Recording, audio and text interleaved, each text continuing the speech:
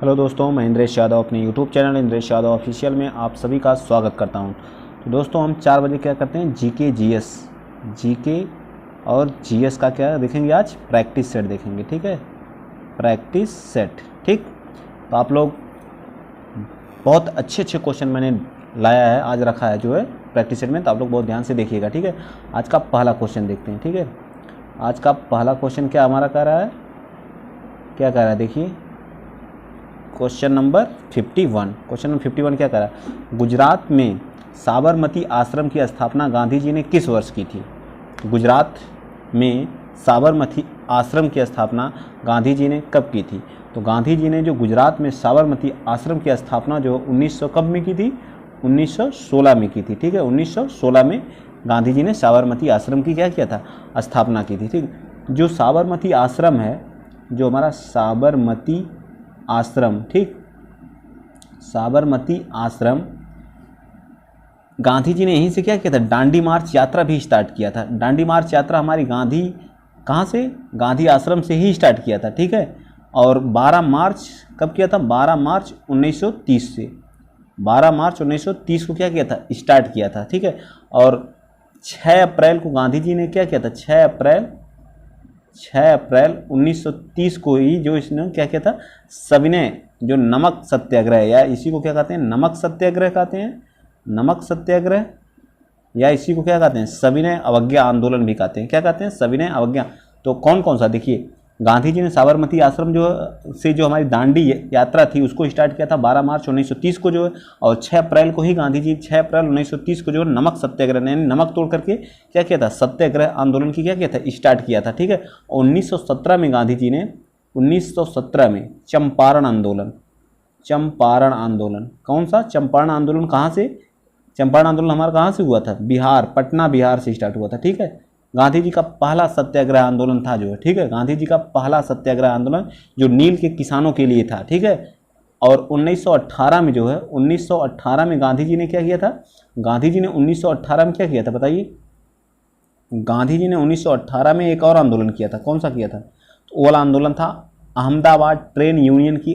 18 में जो Ahmedabad trade union की क्या किया था, स्थापना किया था। और 1918 में ही हमारा खेड़ा आंदोलन, कौन सा हुआ था, खेड़ा आंदोलन हुआ था। ठीक है, तो इसका कौन सा पार्ट सही हो जाएगा, ए पार्ट। मैंने बहुत डिटेल में इसको बताया गांधी जी, ठीक है, गांधी जी के बारे में कौन कौन से आंदोलन थे सभी को डिटेल में बताया। ठीक है, क्वेश्चन नंबर 52।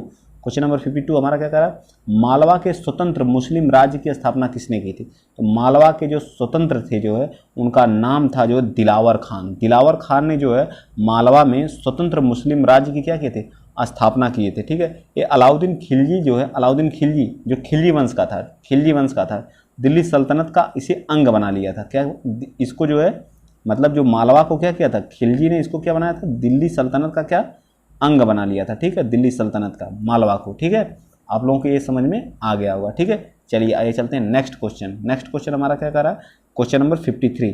क्वेश्चन नंबर 53 कह रहा है कि भारतीय राष्ट्रीय कांग्रेस की स्थापना कब हुई थी। तो भारतीय राष्ट्रीय कांग्रेस की स्थापना जो है 1885 ईस्वी में हुई थी। कब हुई थी, 1885 ईस्वी में हुई थी। ठीक, और स्थापना एलन एक्टोवियन हुम, ए.ओ. हुम द्वारा, कौन किया था, ए.ओ. ह्यूम द्वारा, ए.ओ. ह्यूम ने इसकी क्या किया था, स्थापना की थी, या संस्थापक थे। ठीक है, और ये कहाँ पे हुई थी, ये जो हुई थी हमारी जो है कहाँ पे, पुणे में, मुंबई के कहाँ पे हुई थी, ग्वालिया टैंक, कौन सा, ग्वालिया टैंक। ठीक है, कहाँ पे, ग्वालिया टैंक में जो है, ग्वालिया टैंक के मैदान में एक गोकुलदास क्या था, एक गोकुलदास तेजपाल संस्कृत विश्वविद्यालय था, वहीं पे क्या हुई थी, इसकी स्थापना हुई थी। इसके प्रथम अध्यक्ष जो बने थे वो व्योमेश चंद्र बनर्जी। कौन थे, व्योमेश चंद्र बनर्जी जी। ठीक है, व्योमेश चंद्र बनर्जी, याद रखिएगा इतनी बातों को आप लोग याद। संस्थापक कौन थे, ए.ओ. हुम थे। कहाँ पे हुआ था, ग्वालियर टैंक मैदान में जो है, कहाँ पे, ग्वालियर टैंक मैदान कहाँ पे पड़ता है, पुणे में पड़ता है। पुणे कहाँ, मुंबई में है। इसके प्रथम कौन थे, व्योमेश चंद्र बनर्जी। वो कौन सा विद्यालय था, तो संस्कृत विश्वविद्यालय। कब हुई थी, तो 1885 में हुई थी। ठीक है, अब सारी चीज़ें आप लोगों को याद रहेंगी कि नहीं रहेंगी, रहेंगी ना, कोई नहीं भूलेगा ना। ठीक है, चलिए आइए चलते हैं नेक्स्ट। और नेक्स्ट क्या इसमें एक और पूछता है, इस समय जब इसकी स्थापना हुई तो वायसराय कौन था, ये भी बता दीजिए। वायसराय हमारा कौन था, डफरिन था।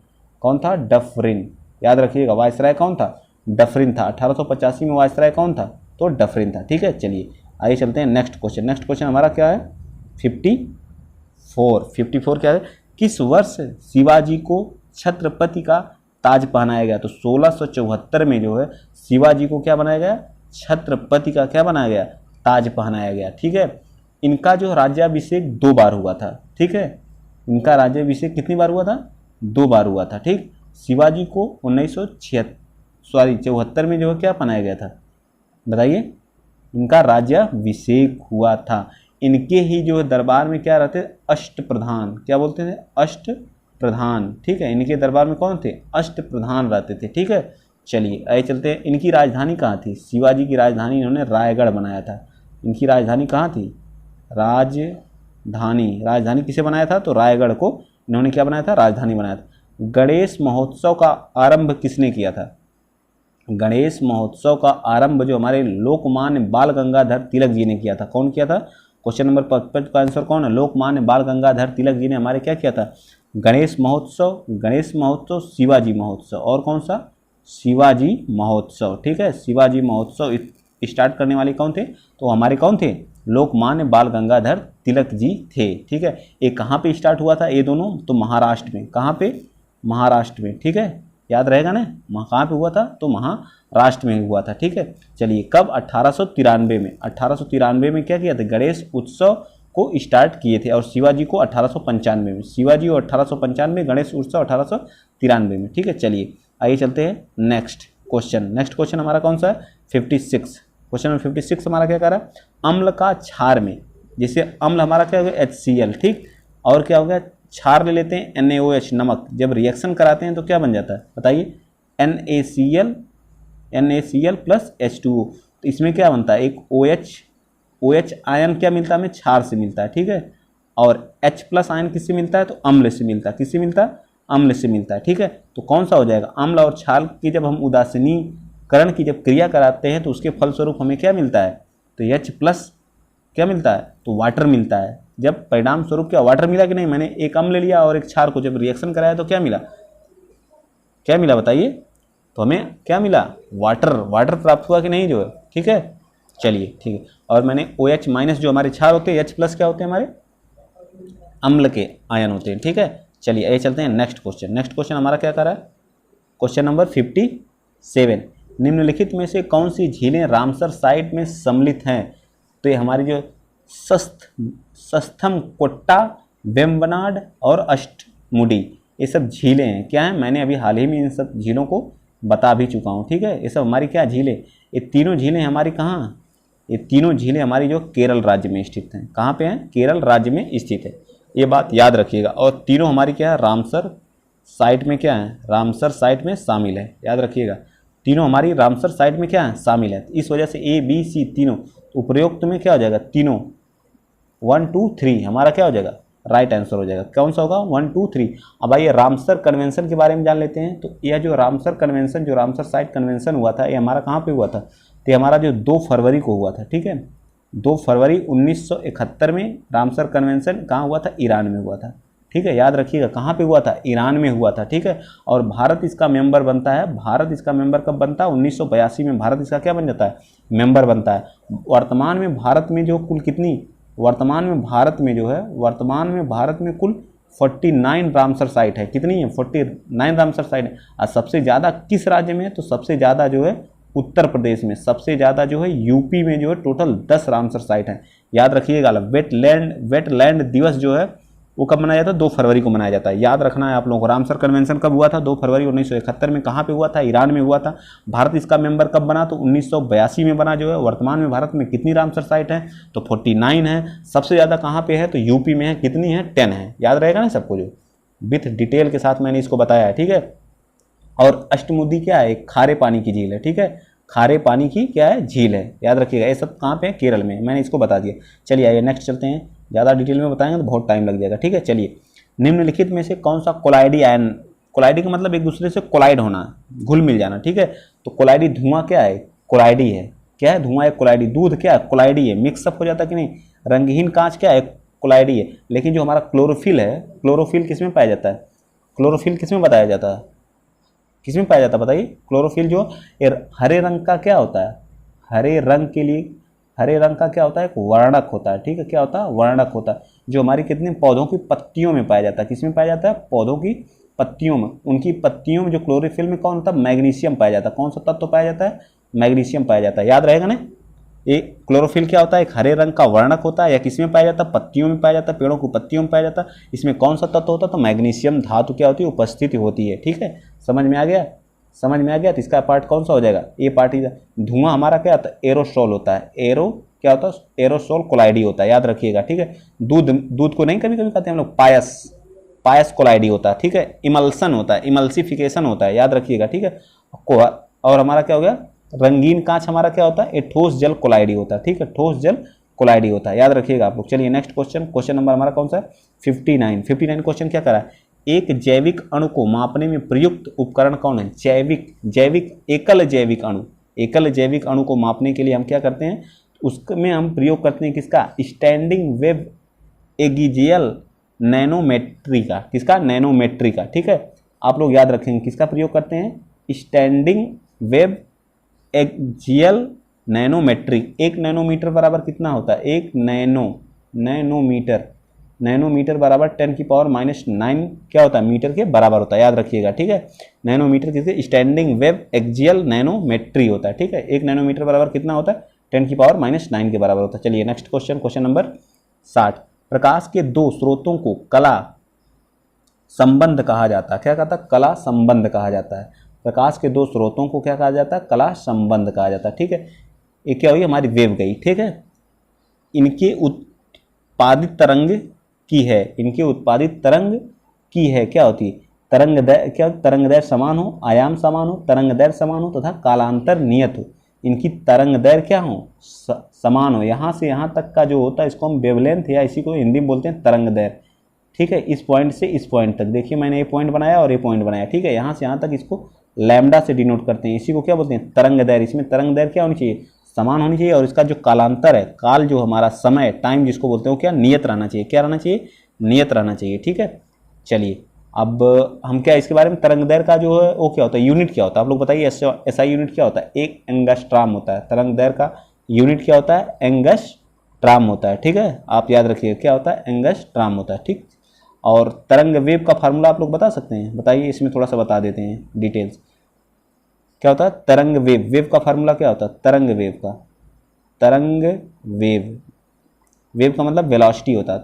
आवृत्त क्या होता है, आवृत्त इनटू क्या होता है, तरंग दैर्घ्य, क्या होता है, तरंग दैर्घ्य, जिसको लैम्डा से डिनोट करते हैं, एन इंटू लैम्डा, ठीक है, एन इंटू लैम्डा, ठीक है, एन इंटू लैम्डा। सी क्या होता है, हमारा वेव होता है, ये हमारी क्या फार्मूला होता है, ठीक है, याद रखिएगा। तो इसका कौन सा पार्ट हो जाएगा, सी पार्ट, ठीक। चलिए ये नेक्स्ट चलते हैं, क्वेश्चन नंबर 61।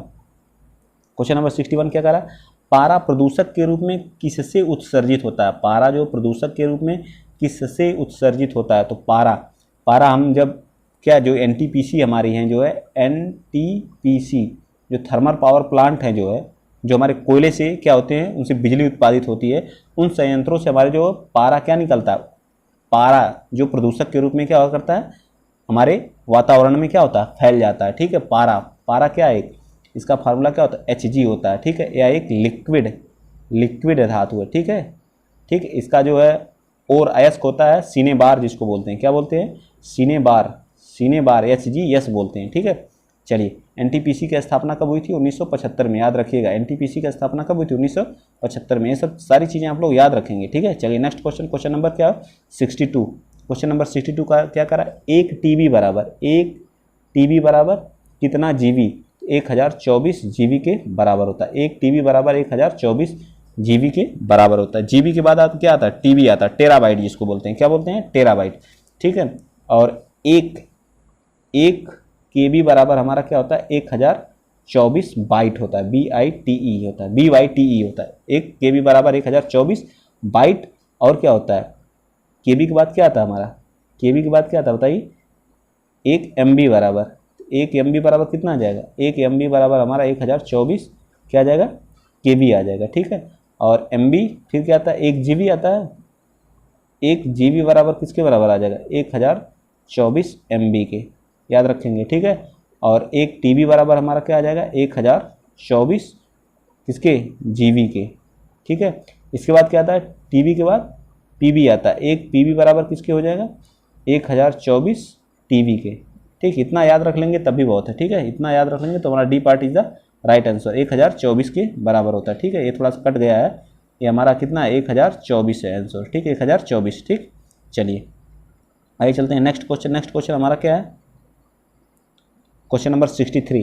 क्वेश्चन नंबर 63 हमारा क्या कह रहा है, इस डिवाइस के उपयोग से एक कंप्यूटर क्या होता है, पेरीफेरल, कंप्यूटर पेरीफेरल को कंप्यूटर से क्या जोड़ने का काम नहीं, USB एक कंप्यूटर से दूसरे कंप्यूटर को जोड़ने का काम करता है, USB जिसको बोलते हैं, ठीक है। और पेरीफेरल पोर्टल, पोर्ट के तो थ्रू जो हम भी इसको भी जोड़ने का ही काम करते हैं। बायस जिसको बोलते हैं, बायोस जिसको बोलते हैं, इसको कहते हैं बेसिक, इसका फुल फॉर्म होता है बेसिक इनपुट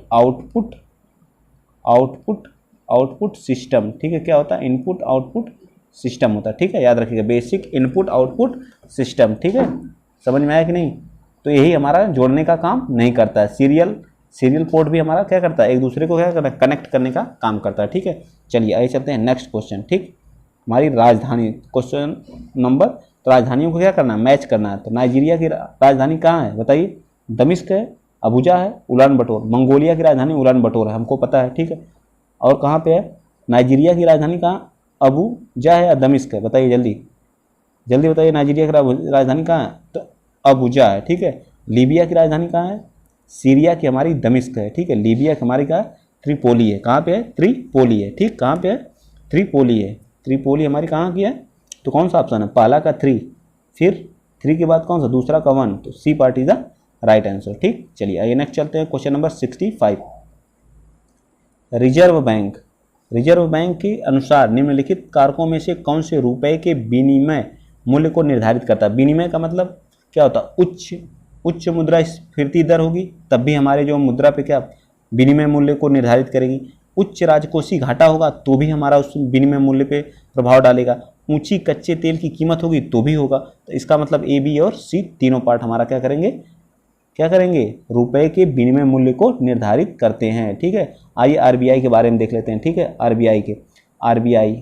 RBI की स्थापना कब हुई थी, 1934 एक्ट के तहत 1935 में इसकी क्या हुई, स्थापना हुई, ठीक है।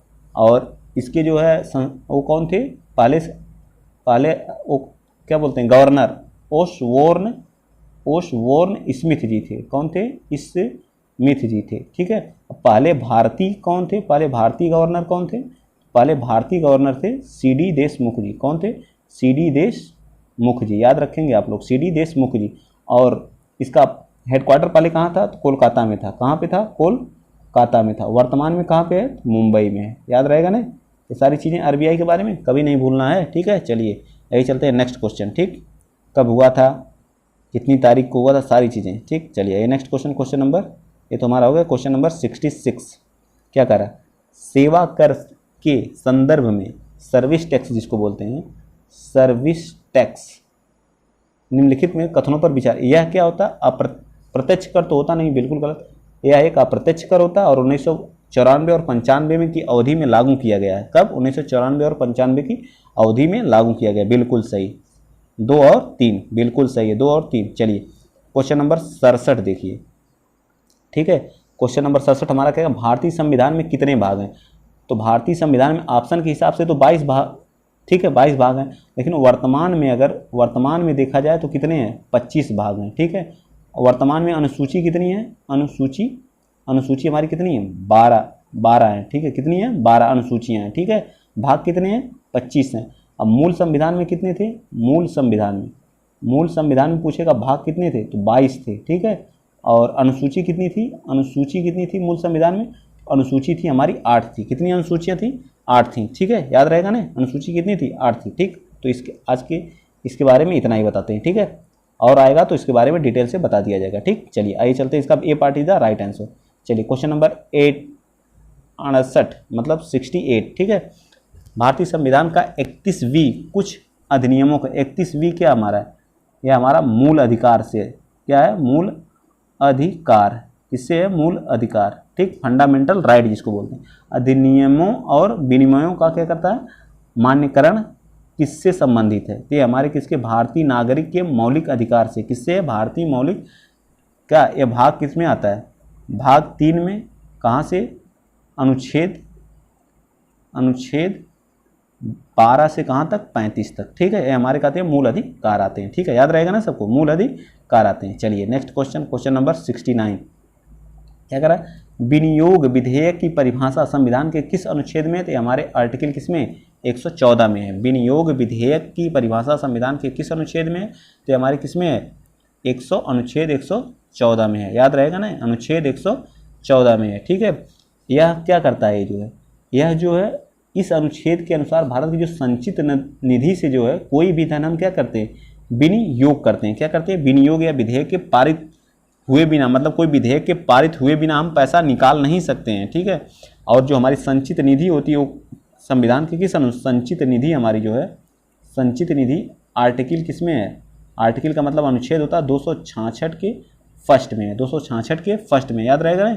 चलिए, और 217 में क्या है, तो 217 में हमारे वित्त विधेयक के बारे में बताया गया है। 217 में वित्त विधेयक क्या है, 217 में हमारा क्या है, वित्त विधेयक है, याद रहेगा ना।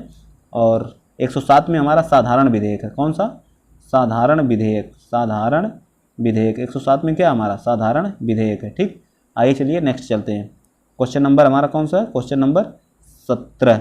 शुष्क एवं अर्ध शुष्क प्रदेशों में पवन अपर्दन क्रिया के फलस्वरूप निर्मित मैदान को क्या कहा जाता है, तो पेडी प्लेन कहा जाता है, पेडी प्लेन कहा जाता है, ठीक है, याद रहेगा ना, क्या कहा जाता है, पेडी प्लेन कहा जाता है, ठीक है, याद रखिए। इरावदी नदी, क्वेश्चन नंबर 71, इरावदी नदी किसमें जाके गिरती, इरावदी नदी जो म्यांमार की सबसे बड़ी, म्यांमार की सबसे बड़ी नदी है, ठीक है, म्यांमार की सबसे बड़ी नदी है।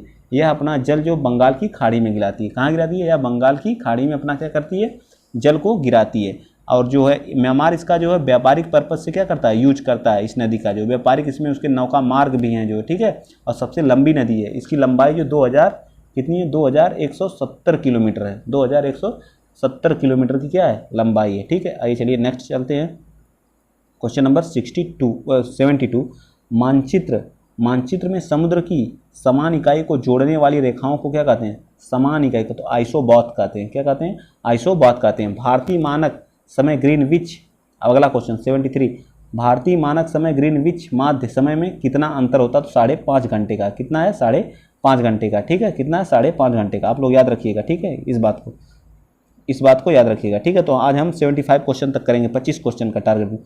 कोविड-19 महामारी से निपटने के लिए भारतीय सशस्त्र बल द्वारा शुरू किए गए ऑपरेशन को क्या कहा जाता है, तो ऑपरेशन क्या कहता है, को जीत कहा जाता है, क्या कहता है, ऑपरेशन को जीत कहा जाता है। सॉफ्टवेयर कोड में त्रुटि ढूंढने की एक प्रक्रिया क्या कहलाती है, तो डबिंग कहलाती है, क्या कहलाती है, डबिंग कहलाती है, ठीक है। मेरे ख्याल से आप लोगों को आज ये वाला प्रैक्टिस सेट अच्छा लगा होगा। अगर अच्छा लगा हो तो ज़्यादा से ज़्यादा वीडियो को लाइक शेयर सब्सक्राइब कीजिएगा, ठीक है। तो आज के लिए इतना ही, जय हिंद जय भारत।